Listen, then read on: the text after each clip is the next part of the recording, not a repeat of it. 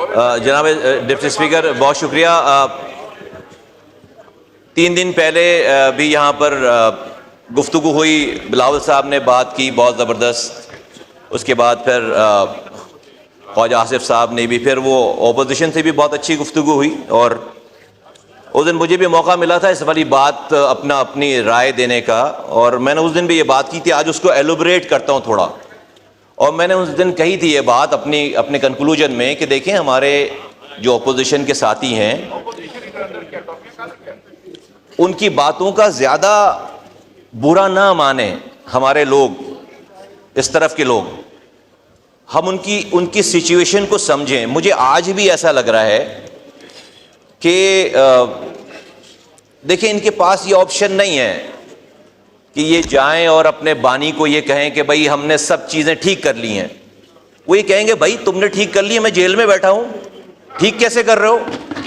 तो ठीक नहीं होना है ना, इसको समझने की ज़रूरत है। Just we all should put our feet in their shoes actually. Sir, ये जो हम ठीक करने के चक्कर में लगे हुए हैं ना, ये बाय डिफॉल्ट ही ठीक हो नहीं सकता। इसको समझने की ज़रूरत है। और उस तरह, अच्छा, हम ये क्यों कह रहे हैं? हमें इसका तजुर्बा है, हमें इसका तजुर्बा है। हमने भुगता हुआ है सारा कुछ। जो ये आज मैं इसको एक्सप्लेन नहीं करता बहुत ज़्यादा, और हमारे दोस्त जो है वो उस पर नाराज़ ना हो। मैं एक सब्जेक्टिव बात कर रहा हूँ मैं, कि इसको समझ, क्योंकि पाकिस्तान का मसला है, इससे नुकसान हो रहा है पाकिस्तान को और आगे भी होगा। तो हमारे तजुर्बात से कुछ फ़ायदा उठा लीजिए।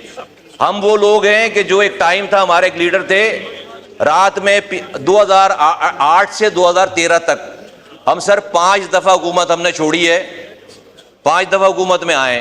क्या है भाई, गुस्सा आ गया, रात में प्रेस कॉन्फ्रेंस करो हुकूमत के खिलाफ। चलो भाई, मुस्तफ़ा कमाल प्रेस कॉन्फ्रेंस कर रहे हैं, धुआंधार तकरीर पीपल्स पार्टी के खिलाफ।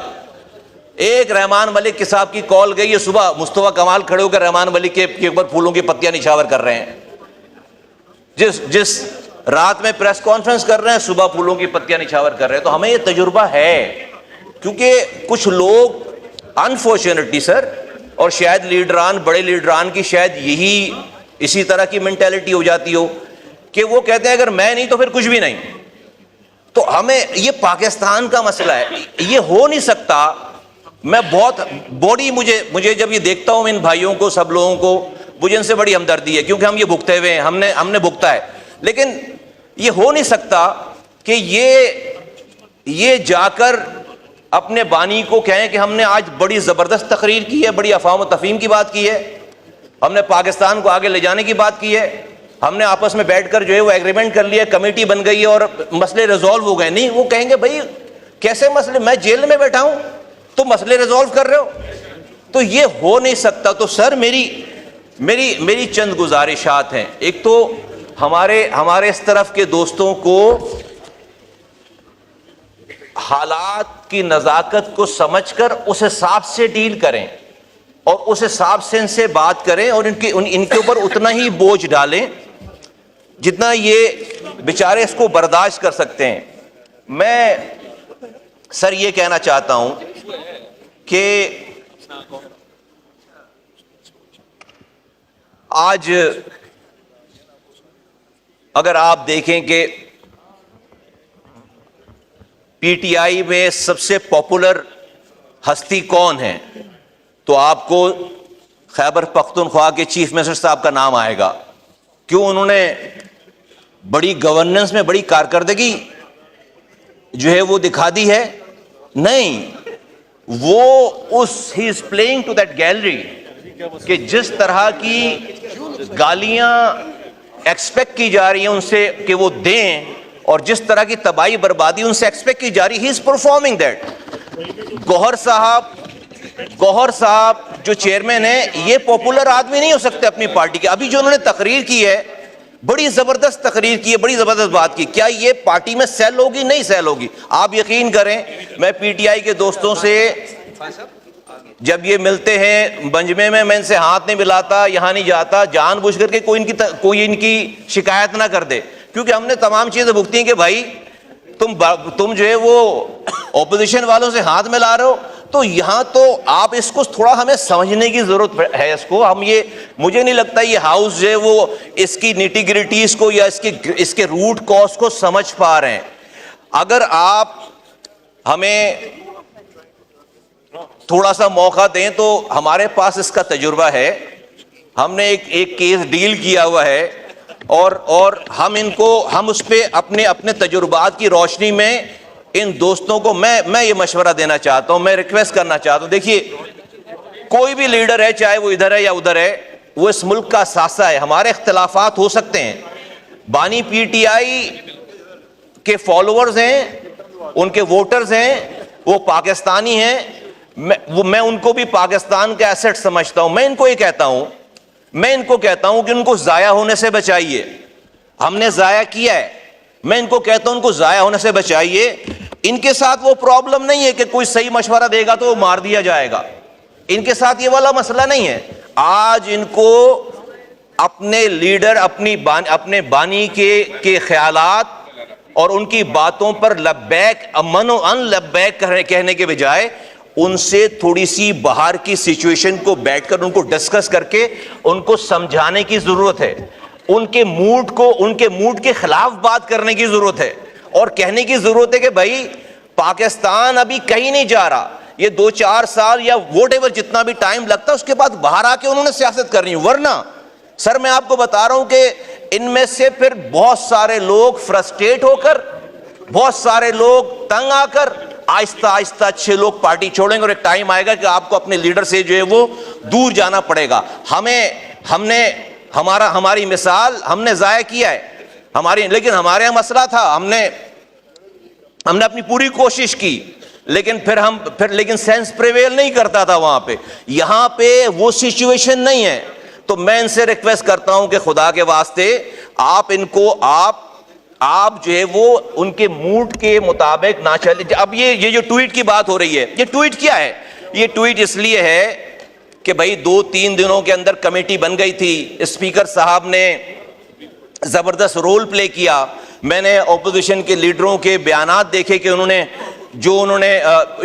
स्पीकर साहब ने जो उनके साथ ट्रीटमेंट की, उनको डिनर पेश किया, उनके साथ अच्छा सलूक किया, उसके स्टेटमेंट्स चल रही थी, अच्छी बातें चल रही थी। फिर एक कमेटी बन गई जहां पर सब लोगों ने, आपको पता है जो भी एपिसोड हुआ है वहां पर सारी पार्टीज ने खड़े होकर उसके ऊपर जो है उसको इस अमल को कंडेम किया है, इसके खिलाफ बात की है।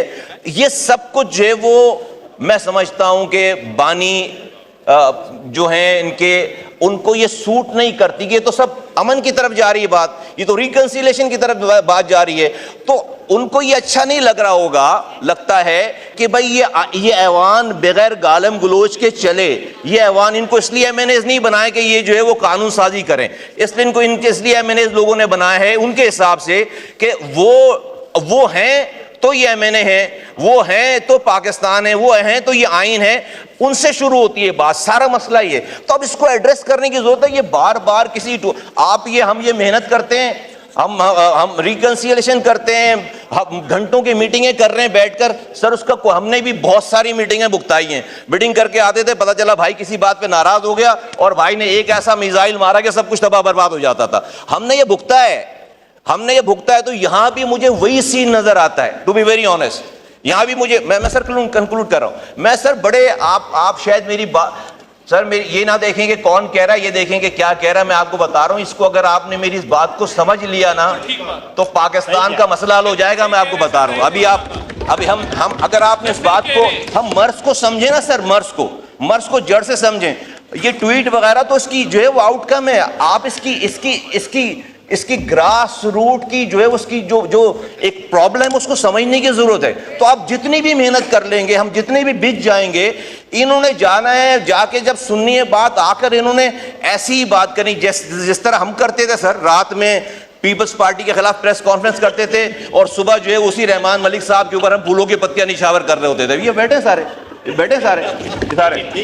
हाँ सर, 5 सालों में 4 दफा तो वो सर माइक खोलें। कोई ऐसा हाँ सर, मैं कंक्लूड करता। मेरी रिक्वेस्ट ये है सर कि इन विचारों से एक्सपेक्टेशन लगाने के बजाय या इन पे इतना वो इनकी बात का बुरा मानने के बजाय कोई चैनल फिर ये क्रिएट करें किसी भी तरीके से कि सर बानी से डायरेक्ट बात करें, इस हाउस को भी कैसे चलाना है, फिर बानी से डायरेक्ट बात, कुछ भी करें।